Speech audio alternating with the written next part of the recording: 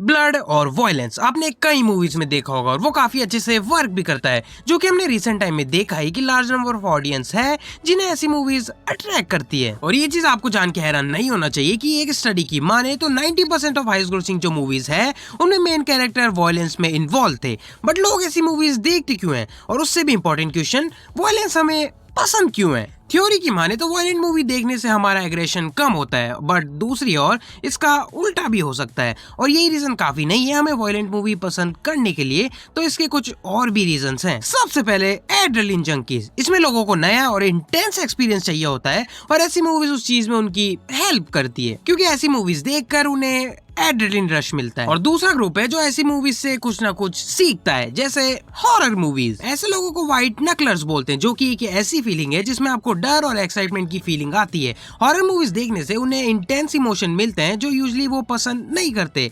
वो इन फीलिंग्स को टॉलरेट करते हैं क्योंकि इन्हें लगता है ऐसी मूवीज देखने से वो कुछ ना कुछ सर्वाइवल के बारे में सीखते हैं। आई मीन आप किसी भी मूवी से सर्वाइवल स्किल सीख लो, बट हॉरर मूवीज से कभी मत सीखना, क्योंकि हॉरर मूवीज में सारे के सारे लोग स्टूपिड होते हैं। खुद सोच के देखो, आपका एक दोस्त गायब है और आपको लगता है यहाँ कुछ अनयूजुअल एक्टिविटीज भी हो रही है, तो आप आपके दोस्त को कैसे ढूंढोगे? सब साथ मिलकर? ऑफ कोर्स नहीं, सब अलग अलग जाके। और फाइनल ग्रुप जो दोनों का फायदा उठाते हैं, उन्हें सेंसेशन भी मिलती है वायलेंट मूवीज देखने से और उन्हें लगता है कि वो ऐसी मूवीज से कुछ ना कुछ सीख सकते हैं।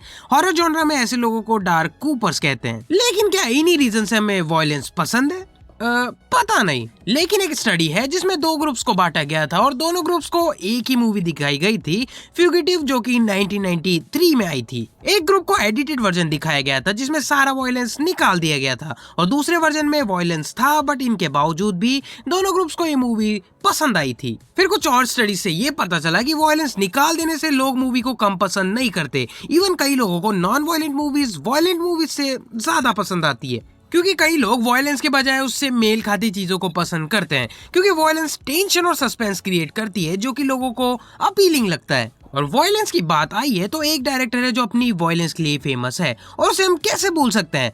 Quentin Tarantino. क्विंटन टैरेंटिनो का मानना है, in movies violence is cool, I like it.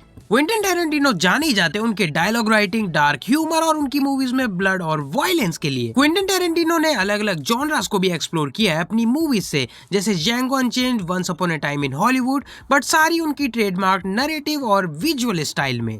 Quentin Tarantino का काफी अच्छा खासा फैन बेस है, बट उसी के साथ वो कंट्रोवर्सीज का भी पार्ट रहे हैं, ज्यादातर इसलिए क्योंकि उनकी मूवीज में वायलेंस बहुत ज्यादा होती है और कई बार अननेसेसरी भी। इनकी मूवीज में आपको वायलेंस कभी भी मिसिंग नहीं मिलेगी और फीट शॉट्स भी।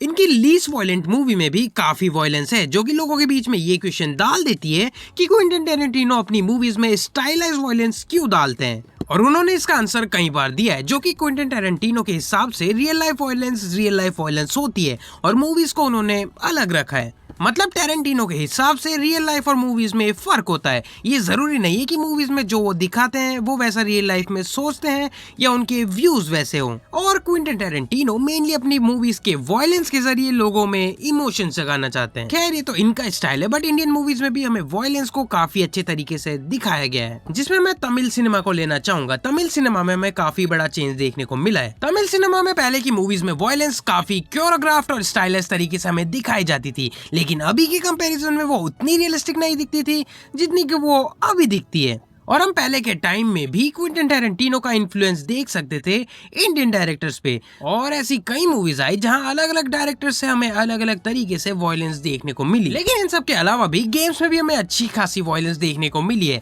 जिसका प्रेजेंट टाइम में बेस्ट एग्जांपल होगा मॉर्टल कॉम्बैट। हाँ, जॉनी केज के अलावा भी कई कारण है मॉर्टल कॉम्बैट को पसंद करने के। मॉर्टल कॉम्बैट में काफी ज्यादा वायलेंस और ब्लड है, आई मीन इनकी फेटैलिटीज को ही देख लो। मॉर्टल कॉम्बैट डिफरेंट इसलिए भी हो जाता है क्योंकि जब स्ट्रीट फाइटर जैसे गेम्स पहले से ही थे, तब मॉर्टल कॉम्बैट ने डिफरेंस लाया अपने ग्राफिक वायलेंस के साथ।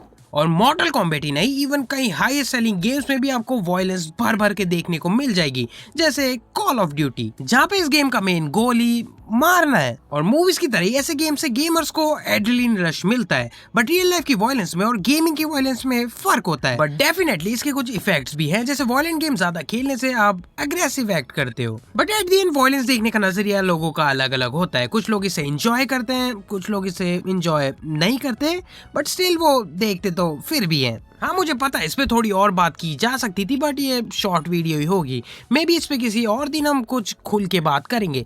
तो आपके क्या थॉट्स है वॉयलेंस पे, मुझे कमेंट्स में बताएं। और अगर आपको ये वीडियो पसंद आई तो वीडियो लाइक करना, और आप मेरे चैनल की अदर वीडियोस को भी चेकआउट कर सकते हो। अगर पसंद आ जाए तो सब्सक्राइब भी कर देना। मैं मिलता हूँ आपसे नेक्स्ट वीडियो में। Till then stay tuned.